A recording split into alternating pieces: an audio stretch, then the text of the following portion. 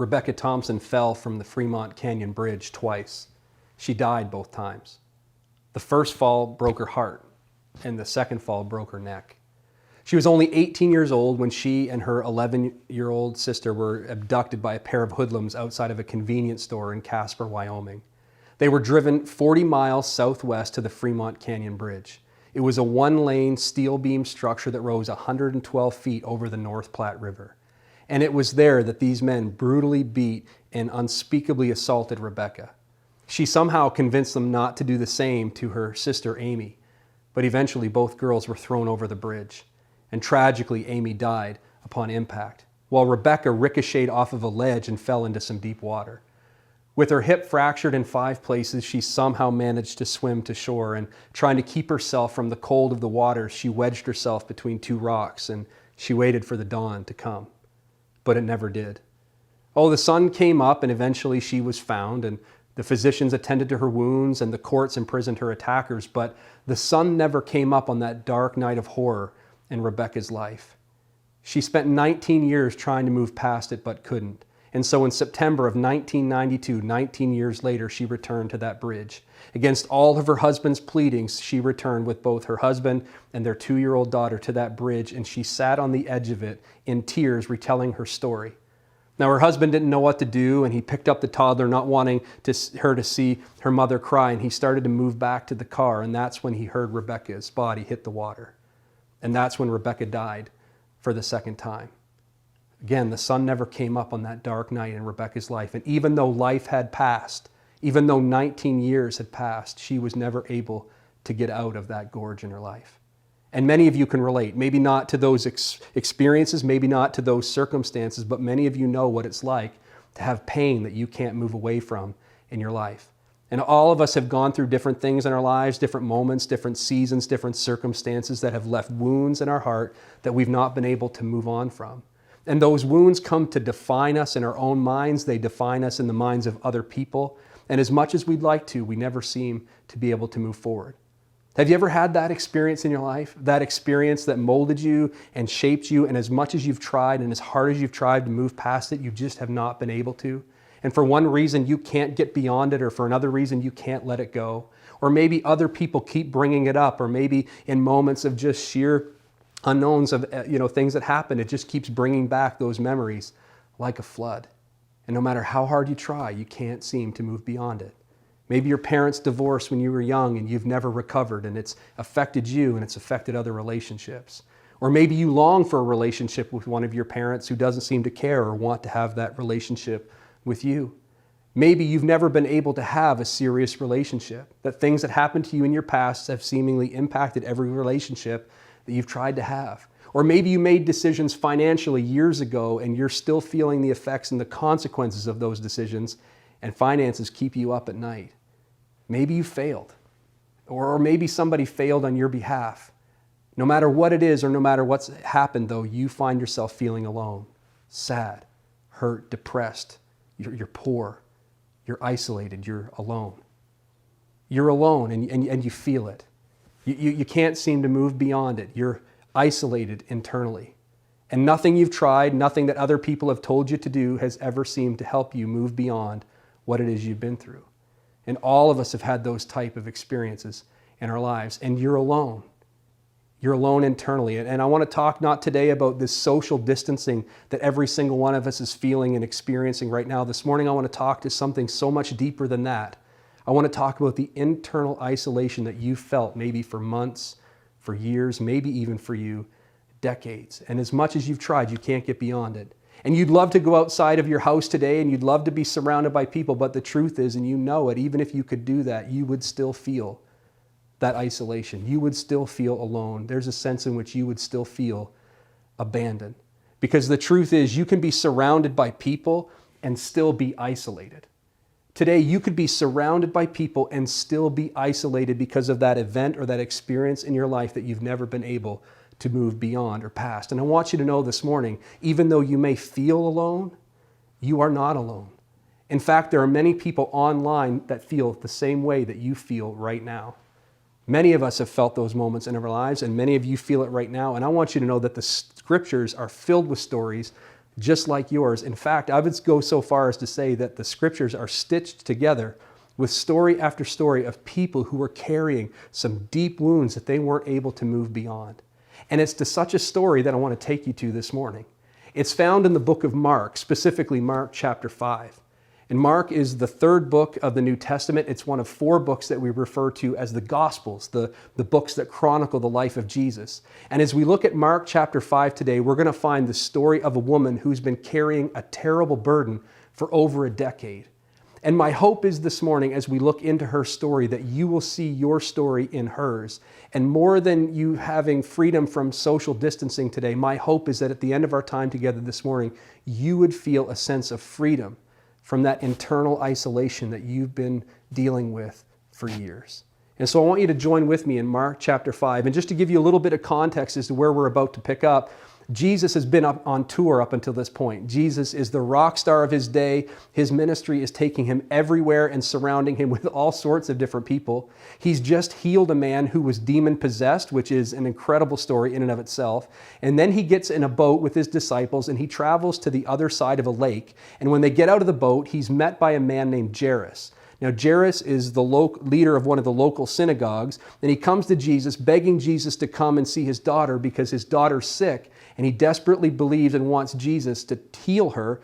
And so Jesus agrees, and he begins to go off with him, and then he's caught up in a crowd, and that's where we're going to pick it up this morning. And it says, a woman in the crowd had suffered for 12 years with constant bleeding. So we've got a woman in a large crowd. Have you ever been in a large crowd? I mean, probably not recently, but have you ever been in a large crowd, one of those crowds that's so big, it's uncomfortable, it's loud, it's chaotic, it's intimidating? Well, that's the kind of crowd that this woman finds herself. That's the kind of crowd that followed Jesus' ministry. And it's not just any woman, it's a woman who we are told has been suffering for 12 years.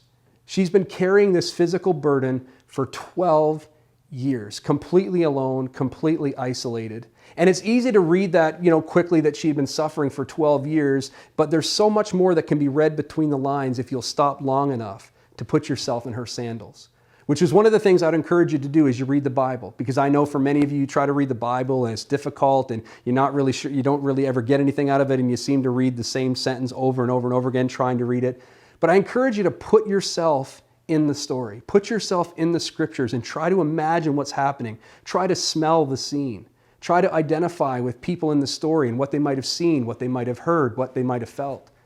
And if you do that, even for just a moment, you'll find yourself hurting for this woman who's hurting. She's been dealing and struggling with a physical ordeal for 12 years that has left her completely abandoned and completely alone. And I think the truth is, I think one of the things that's most difficult about some of the things we go through in life is the loneliness circumstances leave us in. Right? Because all of us have been in that place. We know somebody who has gone through something, whether it's a difficult circumstance, a season of life, and you watch them go through it and you feel for them, you care for them, you even hurt for them. But then you go home. Then you log off. Then you hang up the phone. Then you stop texting and you go on with your life. But all of us, I think, in varying degrees on the other side of that coin have been in those moments in our life where we feel somewhat like this woman felt. Some of us understand what it's like to feel that way for 12 years, where life, it just doesn't go on. It just seemingly stuck. And though the clock continues to tick and though the seasons and the numbers in the calendar change, sometimes for many of us, that's all that changes. That we just feel stuck in this same place year after year after year. And we notice it. And the longer it goes on, the more it hurts until eventually we just get to that point in our life. And maybe you find yourself there this morning where you just stop feeling altogether because it just hurts too much to hurt. And that's where this woman is. But sadly for her, she can't be silent. You see, in her culture, the Jews connected sickness to sin. And because of what she was dealing with and because of the type of suffering she was going through, she was labeled unclean. She was an unclean person. And so for her, in order to be in a public place that we find her in this passage of Scripture, she would have to announce herself. She would have to walk into a crowd of people and yell, "Unclean, unclean." Can you imagine what that must have done to her? Can you imagine what that must have done to her, to walk into a crowd of people and call out, "Unclean, unclean"? Can you imagine if you had to do that? If in order for you to be in a public place, you would have to yell out some sin or some shortcoming about your life, some mistake that you've made? Can you imagine if you had to do that?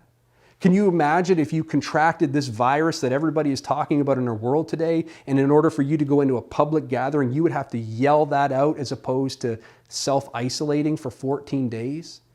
Can you imagine doing that for 12 years? Can you imagine what that would do to you? Can you imagine what that must have done to her? And for 12 years, she suffered. And sadly, maybe you can relate. Maybe you've gone through an experience in your life. Maybe you've gone through something in your life and you understand what it feels like. You've been in that place where that grief and that shame just comes out from the bottom of your stomach every time that people look at you.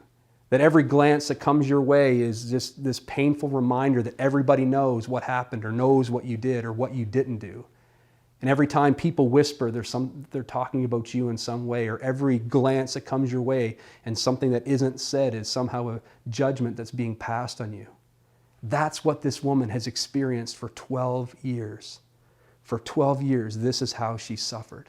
And not just at the hands of strangers, she's actually suffered at the hands of people who actually should have helped her.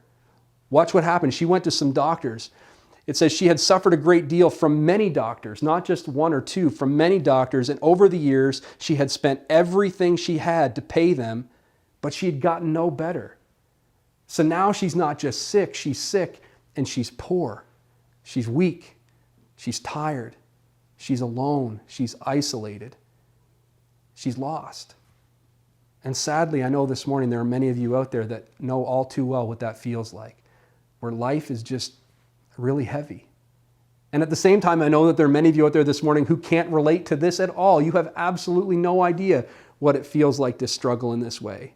And many times people who have not experienced this type of isolation and this type of pain look at people who have and they think, well, just get over it.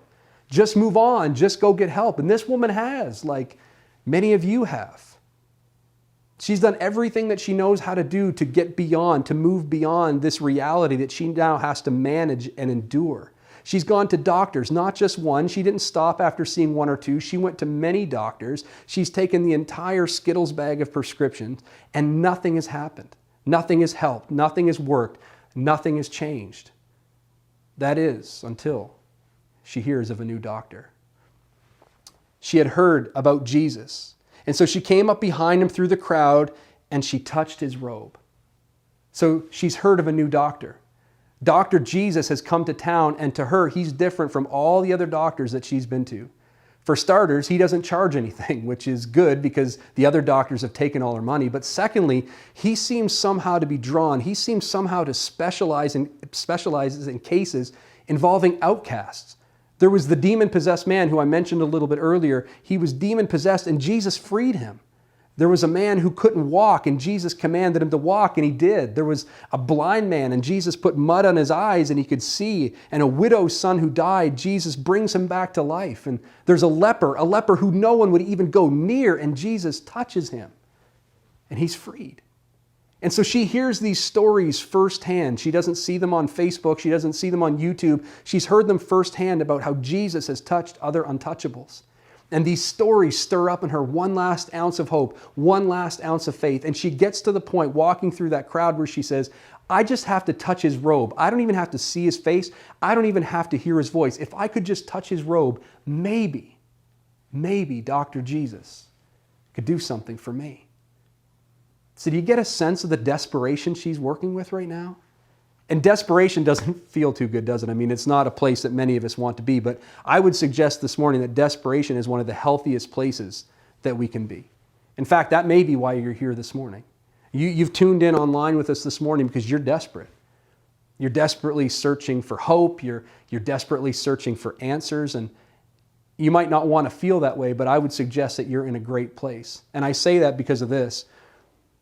It's in moments of desperation that we stop clinging to what we can control.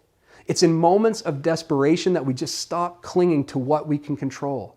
Our own way of thinking and our own way of seeing things and trying to do things on our own and in our own strength. And we let go of our own ideologies of what is and how the world should be. And we let go of all those things. And many of us, we've been to that place, right? You've gone through something and all of us have stressed out over options. All of us have panicked and talked to everybody we know. We've picked up the phone and we've called a number of people. We've texted everybody we know. We've watched all the videos. We've clicked on all the links. And all that time, all that while, we've operated under our own power and our own control. But it's in the moment of desperation that we let go of all of that. And we let go of everything that we think and everything that we know, and we start reaching out in desperation. And it's in those moments of searching, it's in those moments of desperation that God tells us He will be found. In fact, in the Old Testament, God spoke to a prophet named Jeremiah, and here's what he said. He said, "You will seek me and you will find me when you seek me with all of your heart." Not half your heart, not 75% of your heart. You will seek Him and find Him when you seek Him with all of your heart, when you let go of everything that you think you know and everything that you think it should be. And you let go and you just kind of get to the point where you say, God. And that's where this woman is. She's walking through that crowd with one thing on her mind. She's thinking, Jesus, I want to touch you. And she does. She gets there and she touches Him. And it says, immediately the bleeding stopped and she could feel in her body that she'd been healed of her terrible condition. And many of you have had a similar experience this morning, and I know that. Many of you have had an encounter with Jesus and He's impacted, He's changed your life. But I know there's many of you out there this morning who have not had that experience. In fact, you're not sure what you believe. You're not sure how to believe. Maybe this all seems a little bit hokey. Maybe it seems like a crutch that a lot of weak people make up, and you just think for one reason or another you're here, but you're not really sure what you believe about God and Jesus and the Bible and all those things. But I think if you were to be honest, and I think in fact if all of us would be honest, I think we've all had those moments in our life where we've experienced something we can't explain. You've had that moment in your life where you've experienced something you can't explain. There's been a peace that you've experienced. There's been a steadiness. There's been, sometimes you feel this leading or this leading. Sometimes you feel as if it's someone speaking to you and you can't explain it. All of us have had those type of experiences, and this woman right now in this moment is having one of those experiences. Something has happened. Something she doesn't understand, something she can't explain, something that makes absolutely no sense but is undeniably real. And Jesus knew it too. Jesus knew it too. It says, Jesus realized at once that healing power had gone out from Him, and so He turned around to the crowd and asked, "Who touched my robe?" And every time I read this story, every time I get to this point in the story, it hits me that she came looking for Him, and now He is looking for her. She came into that crowd looking for Him, and now in this moment, He is looking for her. And the disciples are watching. Watch what it says. His disciples said to Him, "Look at this crowd pressing around you. How can you ask, 'Who touched me?'" Now, the disciples, they didn't get it, and they rarely did get it. In fact, more often than not, they got perturbed at Jesus. I mean, what are you talking about, Jesus? I mean, how can you ask who touched you? I mean, look at all these people crowding around us. There are people pressing in on us all the time. How can you ask who touched me? We're in the middle of a crowd. But he kept looking around. He kept on looking around to see who had done it, because Jesus knew that someone had reached out and touched Him in faith, and that always got His attention. So imagine the scene.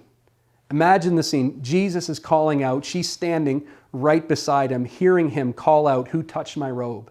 And there's a part of her, I'm sure, that wants to just jump for joy and shout at the top of her lungs, "It was me, it was me." But then it hits her. What's He going to do? What's He going to say? How's He going to react? Is it, "How dare you touch me"? Is that what He's thinking? If I tell Him in this moment, is He going to take it away?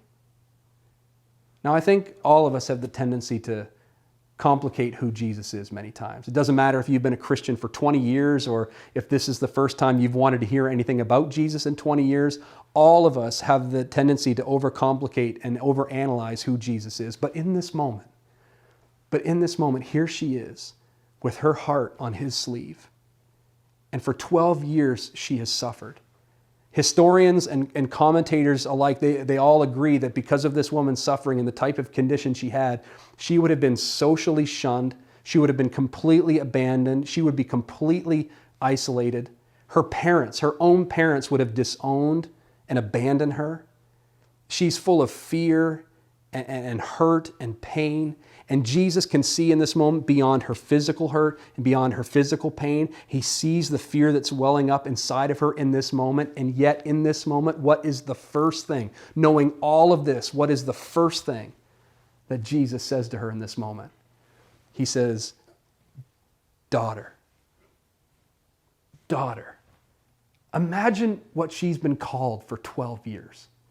Imagine what she's called herself for 12 years. Imagine what she thinks of herself after 12 years of suffering in this way. Imagine what she has not been called in 12 years. It's the first thing that Jesus says, daughter, daughter. And then he goes on. He says, daughter, your faith has made you well. Go in peace. Your suffering is over. And that's who Jesus is. That's who Jesus is. And in this moment, her desperation and her faith allowed her physical body to be healed. But in this moment, his words healed her heart. And his suffering, her suffering is over. And so, what does it all mean this morning? I mean, what does all this mean? Well, we're not in a crowd this morning, but even if we were like this woman, you could be surrounded by people this morning and still feel isolated, still feel alone, still feel abandoned. And I know this morning as I look out into the World Wide Web that there are many needs out there this morning. Some similar, some not. Some that you've carried for months, years, maybe even decades. And I know that there are those hurts out there this morning. Again, some are different, some are unique, some are not. And what's interesting as you read through this story is that my guess is every single person in that crowd had needs. Every single one of the people in that crowd to varying degrees had needs, but only one person reached out in desperation and faith and connected with him, connected with his presence. My guess is there were people in that crowd who had their hands full, not necessarily with bad things. It could have been jugs of water, it could have been children, but they couldn't or wouldn't put down what they were holding long enough to reach out and touch him. They couldn't or they wouldn't put down or set aside what it was that they were holding on to long enough to reach out and touch him. And what you hold on to can keep you from reaching out to what you truly need. What you hold on to can keep you from reaching out and touching what you truly need. Others in that crowd, my guess is, had their hands folded, taking it all in, not necessarily disagreeing with what they were seeing. Maybe they didn't disagree with Jesus, but they were just wrapped up in their own minds and in their own thoughts and how the world works, and they were just kind of taking it all in. And they couldn't get out of their minds long enough to open up their heart to reach out and touch Jesus. And again, what you hold on to can keep you from reaching out to what you truly need. And my guess is there were some others in that crowd who had given up hope entirely. That there were some people in that crowd who were completely lost. They had stopped looking up at all, and they were lost in their despair. And again, what you hold on to can keep you from reaching out to what you truly need. And so, my question to you this morning is a simple one. What kind of person are you? What kind of person are you this morning? Are you at a place in your life this morning where you would let go of whatever it is you've been holding on to? Would you let it go long enough to reach out to Jesus? Would you reach out through the chaos and uncertainty in this crowd of life that just makes absolutely no sense right now? And would you reach out with a desperate, irrational faith that says, God, I don't even need to see you physically, but Jesus, I'm reaching out and I need you. I want to touch you. Would you do that this morning? I recognize that all sounds well and good, and I want to pray for you in just a moment, but I know that there are those of you out there right now this morning who you are dealing with this social distancing that all of us are experiencing, but I know that you are struggling with an internal isolation and you need to be touched in the midst of that. Not by a doctor, not by a friend. You need Jesus this morning. And so I'm going to invite you in just a moment to close your eyes and to bow your head and your heart with me, and I want to pray for you this morning. But not just praying for you, I want to invite you to connect with me. This morning, I want to invite you to, in the comments right now, we have a number of pastors who are on right now online wanting to chat and connect with you. You can do that. Or you can email us at connect@bridgechurches.ca. You take out your phone, if you go on your computer right now and just send an email to connect@bridgechurches.ca that you're at a place in your life where you need Jesus. And so I want to pray with you in just a moment for you to invite him into your life, into your heart, that you would reach out to him and touch him in faith. And beyond today, what I want to do is I want to invite you to come back. On Tuesday at noon, I'm going to be live online on YouTube, and I want you to join us for Connect, Chat, and Coffee, C3. You can join us live on YouTube. I'll be there Tuesday at noon, and I want to connect with you. I want to chat with you. I want to pray with you. And so I'm going to be live online. And so if you're at a place right now where you're desperate and you're reaching out to Jesus, I want to connect and have a conversation with you and encourage you in your journey. So you can email questions to connect@bridgechurches.ca. If you have questions about life, if you have questions about faith, who Jesus is, you want to know more, I invite you to send an email right now.